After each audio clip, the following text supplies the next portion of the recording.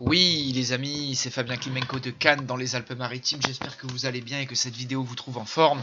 Aujourd'hui je voulais parler d'un sujet fascinant en astrologie, mais qui est quand même très scientifique, quelque part très technique, mais très important, et beaucoup de gens le connaissent pas, ou du moins le découvrent à chaque fois que je leur en parle, et c'est quelque chose avec mes étudiants, ou du moins avec les gens qui apprennent ou qui découvrent l'astrologie avec moi ou qui prennent des cours, c'est quelque chose sur lequel j'insiste, notamment durant le premier cycle, on va dire, d'introduction, d'initiation à l'astrologie. C'est vrai que c'est très important que quand vous faites la synthèse d'un thème de naissance, d'un thème astral, vous devez dégager la dominante du thème et les dominantes du thème. Et les planètes qui vous gouvernent ou qui vous dominent, et souvent la planète, alors qu'on va appeler l'almoutaine ou le maître de nativité, mais donc la gouvernante du thème, elle s'associe avec d'autres, on va dire, d'autres dominantes. Et souvent, un trio donc de dominantes se dégage. Donc il y a 3 planètes qui vont se dégager, ou souvent 2 planètes, une maison. Mais on va dire une certaine dominante planétaire, une certaine dominante astrale va se dégager du thème. Encore une fois, dans la plupart du cas, je vous dis, c'est un trio de planètes qui se dégage. Et l'astrologue compétent doit être capable de vous dire, en vous faisant votre thème, ou du moins vous devriez lui demander quelle est ma dominante. Parce que moi je suis allé voir beaucoup d'astrologues jeunes, enfin pas non plus des masses, mais du moins mon thème a été abordé par pas mal de personnes, et à chaque fois on m'a donné une dominante différente.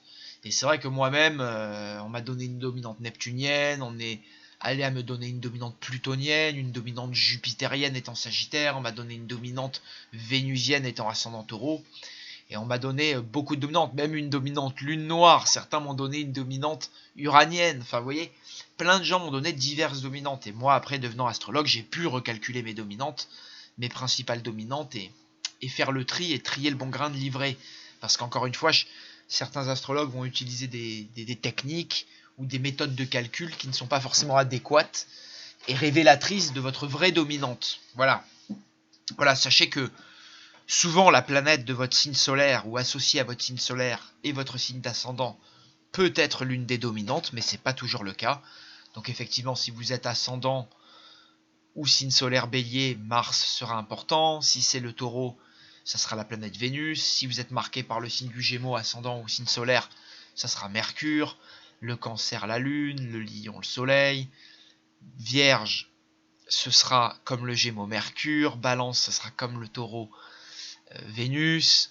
Ensuite, si c'est le Scorpion, vous serez marqué par Mars ou Pluton. Si c'est le Sagittaire, vous serez marqué par Jupiter. Si c'est le Capricorne, vous serez marqué par Saturne et par Mars.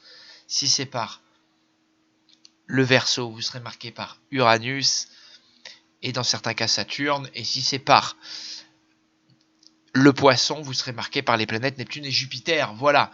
Donc encore une fois, tout ceci est à replacer dans l'étude complète d'un thème de naissance, où l'astrologue, lui, va être capable de dégager la dominante, de dégager la force d'une planète dans le thème en fonction de sa position en signe, en maison, etc. Et donc dans le ciel au moment de votre venue au monde. Vous voyez, la dominante planétaire est très importante parce que elle va indiquer un peu vos tendances naturelles, vos tendances innées. Quelles sont les fonctions qui vous dominent, vous voyez. Si vous êtes dominé par le Soleil et par Mars, ou par Pluton, vous serez quelqu'un de beaucoup plus actif, quelqu'un de beaucoup plus dynamique, entreprenant, quelqu'un qui a beaucoup plus les capacités de guider, d'agir, de réformer, que quelqu'un par exemple qui est marqué par la Lune, Neptune ou Mercure, qui lui dans ces cas-là, bon, à part peut-être pour Neptune où il y aura une dimension un peu religieuse, mais dans beaucoup de cas il a beaucoup plus la chance d'être quelqu'un de oisif, de passif, quelqu'un qui va être un suiveur plutôt que quelqu'un qui va être un meneur.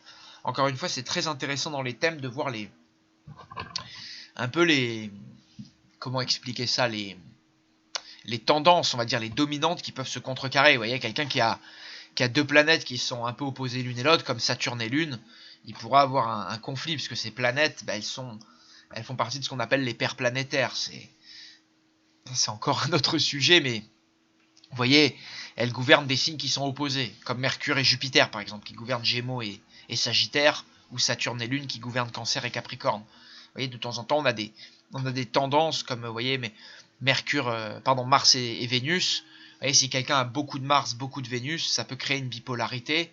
Alors encore une fois, une double tendance, une capacité d'être un homme d'action et un homme ou une personne à la fois douce et portée vers l'amour et la sphère vénusienne. Vous voyez? Donc dans ce cas-là, ça pourra faire un grand meneur, je sais pas, un grand chef dans le domaine bancaire ou immobilier ou quelque part un grand créateur, un grand innovateur dans le domaine de la mode. Vous voyez, par exemple, il y a plein de possibilités possibles, on va dire, il y a plein de combinaisons possibles. Mais il est important de savoir quelle planète vous domine ou quelle planète vous gouverne. Vous voyez, je fais récemment des vidéos là-dessus. C'est vrai que si vous êtes un homme et que vous êtes gouverné par Vénus, Neptune, la Lune, qu'en plus de ça, vous avez des planètes comme le Soleil, Mars ou Saturne qui sont dissonantes dans votre thème, ou Pluton, ça sera très compliqué. Vous voyez, vous aurez une part de féminité beaucoup plus présente que d'autres hommes, et il faudra beaucoup plus lutter que d'autres pour arriver à des résultats parfois beaucoup moins moindres et beaucoup moins réalistes, masculins et dignes de ce que vous attendez de votre nature d'homme.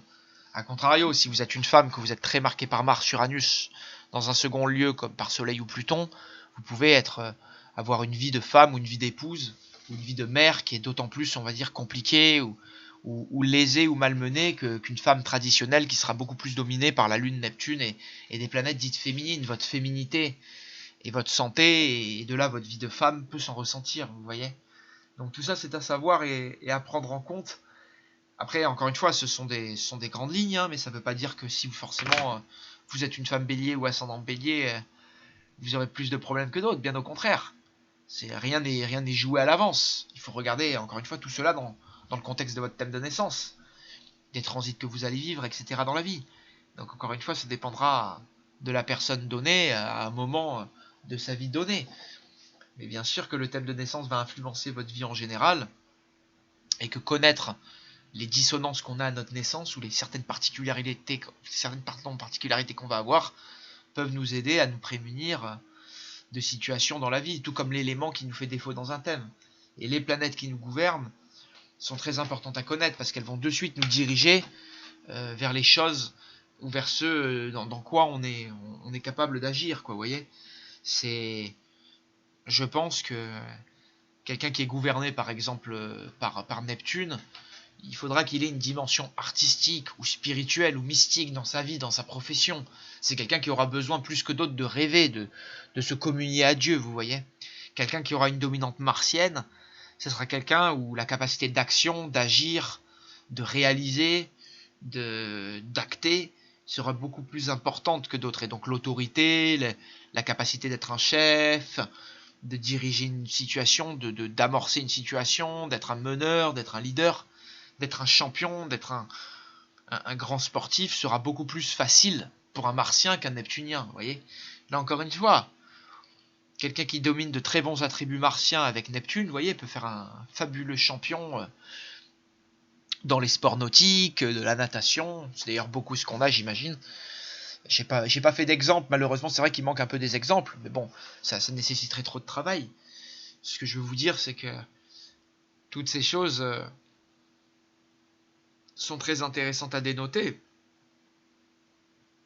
Et c'est vrai que c'est quelque chose, une information, une clé de compréhension même. Hein. Une clé de compréhension que vous devriez connaître. Quoi. Quelle est la planète dominante de votre thème, ou du moins le trio dominant. Et là, encore une fois, je vous dis, beaucoup d'astrologues vous diront de nombreuses dominantes différentes.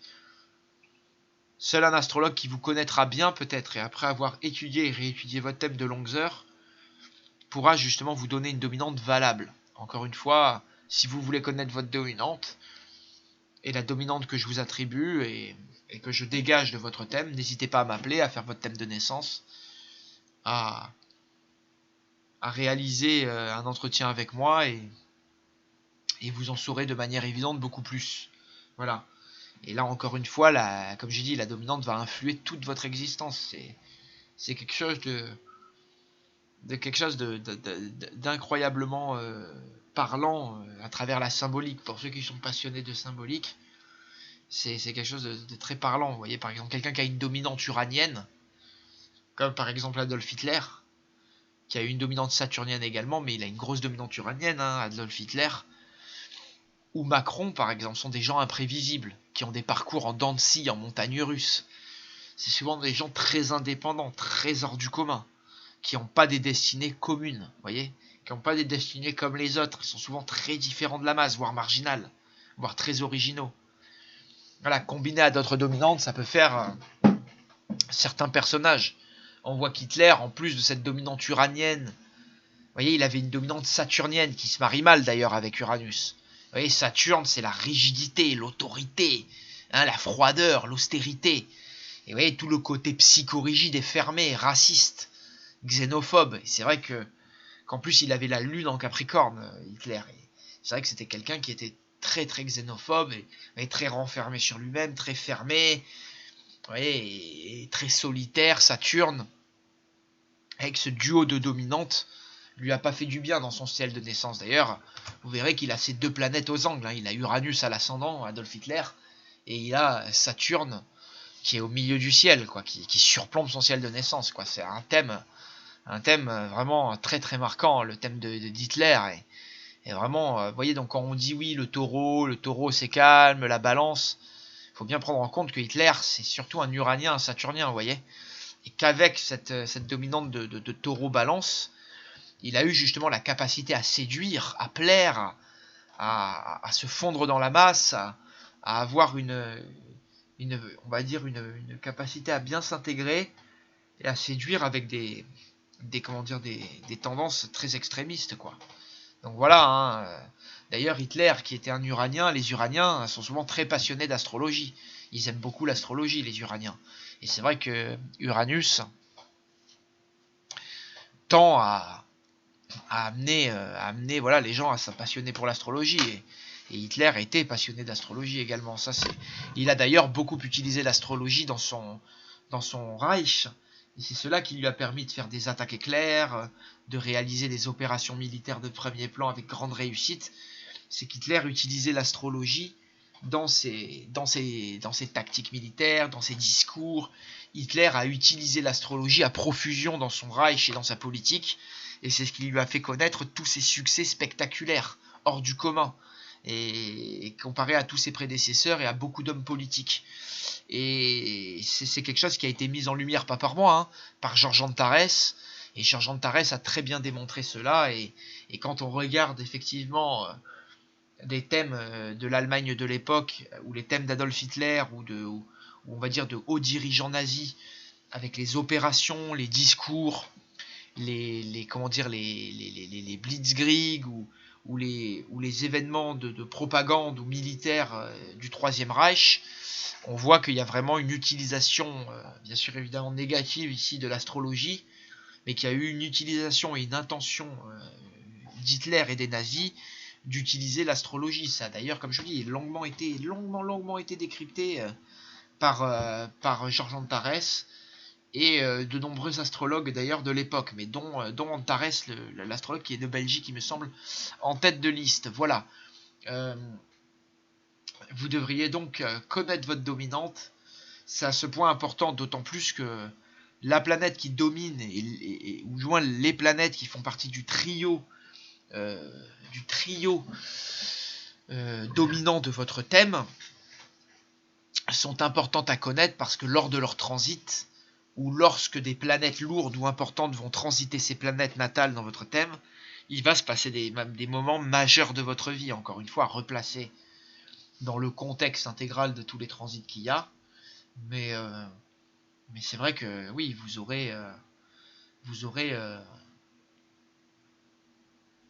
une bonne idée de ce que les transits vont vous apporter, ou du moins de l'importance de certains transits, parce que souvent il y a des transits, on leur prête une importance extraordinaire, alors que faux, vous voyez. Ils vont être beaucoup plus importants parce que des planètes sont en contact dans le thème natal déjà, ou parce que justement la planète transitée ou la planète transitante est l'une des dominantes du thème. Et ça c'est important de savoir, tout comme l'élément majeur, vous voyez. Je parlais beaucoup des éléments, souvent vous avez beaucoup de planètes dans un signe ou dans un élément, mais elles ne sont pas forcément dominantes. Et si vous avez des planètes dominantes, l'élément en question ou la maison en question, vous voyez, comme elle abrite beaucoup de dominantes ou beaucoup de planètes dites fortes, bah, l'élément, la maison, le signe va être beaucoup plus valorisé. C'est pour ça que vous devriez prendre en compte tout ça. Souvent des gens se perdent en astrologie et se disent ah, j'ai beaucoup de planètes là dans cet élément, je suis comme ça, alors qu'ils ont une mauvaise lecture de leur thème et ça peut mener effectivement un peu au côté un peu fantasque et lunaire de l'astrologie. Et malheureusement, loin de la réalité, loin du côté saturnien et cartésien de l'astrologie, et mercurien même, qui est organisé et bien délimité et bien compris, bien clair, c'est vrai que ça va donner des difficultés à bien comprendre son thème. Et c'est vrai que l'astrologie, le défaut, c'est là-dessus que je vous laisse. Merci d'ailleurs de votre attention si vous avez regardé tout ça en entier. On va dire le grand défaut de l'astrologie et la grande difficulté dans l'astrologie, ce que me font part de nombreux étudiants et amateurs d'astrologie, c'est la masse d'informations qu'il y a. Vous voyez, il y a énormément d'informations. Et il faut cette masse d'informations en faire une synthèse claire, une synthèse, comment dire, une synthèse compréhensible, mais applicable.